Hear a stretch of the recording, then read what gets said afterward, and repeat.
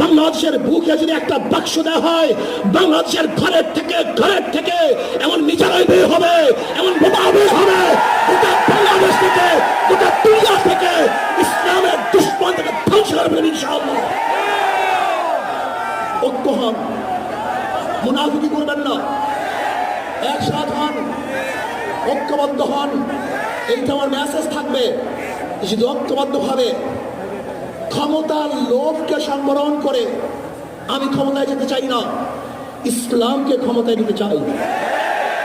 আমি ক্ষমতায় যাইতে চাই না, কোরআন ও সুন্নাহকে ক্ষমতায় নিতে চাই। যিনি আদর্শ লালন করেন, এই নীতি আদর্শ যদি গ্রহণ করেন, ইনশাআল্লাহ নাসরুম মিনাল্লাহি ফাতহুন করিব, অবশ্যই সাবিরিন। সেই দিন আসতেছে, আমি দেখতেছি, মনে হয় আমার চোখের সামনে আমি দেখতেছি। ওই সংসদের মধ্যে কলেমার কথা হবে, কোরআন ও সুন্নাহর কথা হবে, লা ইলাহা ইল্লাল্লাহ উচ্চারিত হবে। বাংলাদেশের মানুষ শান্তিতে বসবাস করতে পারবে, জুলুম থাকবে না, অত্যাচার থাকবে না, অবিচার থাকবে না। প্রত্যেকটা মানুষের প্রাপ্তি তাদের ঘরে ঘরে পৌঁছানো হবে। আজকে আমার মা বোনেরা মনে করছে ইসলাম ক্ষমতা আসলে আমাদের অবস্থাটা কি হবে? ইসলাম ক্ষমতা আসলে প্রত্যেকটা মা বোনের ন্যায্য অধিকারকে প্রতিষ্ঠা করা হবে। ইসলাম ক্ষমতা আসলে আগামী 5-10 বছরের মধ্যে সমস্ত গরিবরা দরিদ্র সীমার উপরে চলে যাবে।